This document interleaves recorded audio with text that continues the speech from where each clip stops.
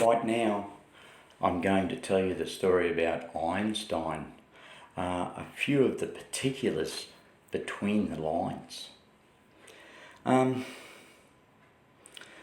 So I have to start out by telling you about my book. It's not a ploy for you to buy the book. I'm telling you what's in the book so that you don't have to read it.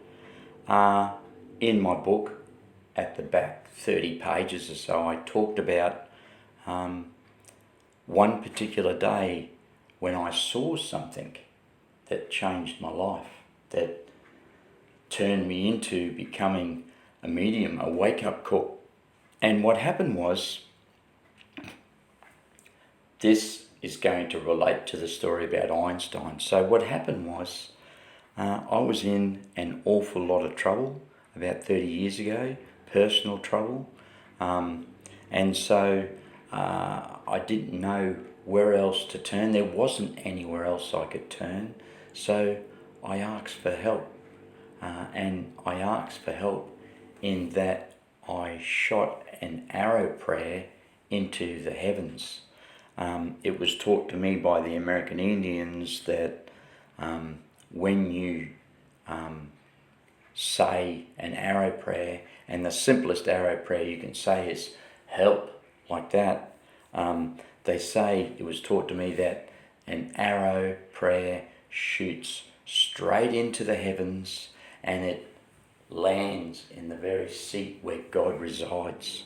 And so when I said my arrow prayer, it was something along the lines of, I can tell you it was exactly this, that I said, I don't know where I'm going, but God give me strength, as I put my helmet on for the motorbike, and there in the clouds was a cross. It wasn't a cross that you'd lay back on a Sunday afternoon and think, oh, I think I can see a cross, or I can see an elephant, or whatever. It was a defined cross with square edges, and it had a cross on each apex. And as soon as I saw the cross, it closed in. So where does this relate to Einstein? Well, it goes a little bit like this, that Einstein had been working on the formula for quite a few years. He had been working on it for about 10 years, I think, and he had literally thrown in the towel. He'd had enough, although he felt he was close, but he'd had enough. And he said that he reported that he went for a drive up into the mountains which overlooked the city, a lookout, so to speak, in the early hours of the morning, really early hours of the morning, like 2 or 3 o'clock in the morning. And he said that he was standing there having a cigarette, more or less kicking the dirt, and saying to himself, overlooking the city, how fast would I have to travel from that clock tower to that clock tower before I would break time? And he said it was in those moments that he saw the formula. And I think people believe, because he didn't speak about it, I think people believe that he saw it in his mind. But I believe that he saw it written in the clouds, or in the sky between those two towers. Because he said it was in that moment that I saw the formula, and he was a man of logic, so logically is he telling us that he actually literally saw the formula. So let's look at what happened to Einstein after he invented, or after he saw the formula. So he was given the Nobel Prize, and he was, of course, asked to speak at particular public places, and it was said that Einstein would turn up at these public places with 2 different coloured socks on, and shirts inside out and stuff like this. And also another thing that happened to Einstein was he was on his way home. I don't think he was a huge drinker, but he wasn't reported as being an alcoholic or a drunkard, but he came home. I don't think he drank at all, but one morning he was seen in his own street, and he approached one of his neighbours and said, "Excuse me, sir, do you know where I live?"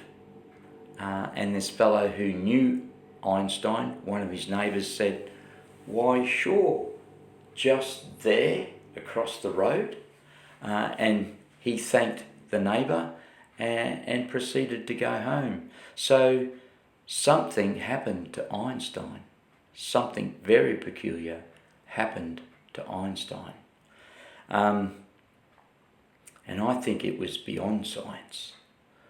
So anyhow, the other thing that he did was he was given the Nobel Prize, and one morning in Germany, in his townhouse, he was coming down the stairs with his bags packed, and when his wife and his 10-year-old son said to him, "Hey, where are we all going?" And Einstein said, "You're not coming with me. I'm going to live in America, and I'm going to marry my first cousin in America." And that's what he did.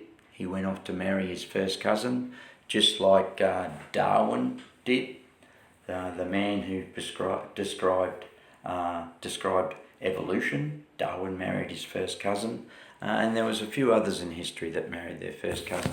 So I'm saying that something happened to Einstein that really put him off balance.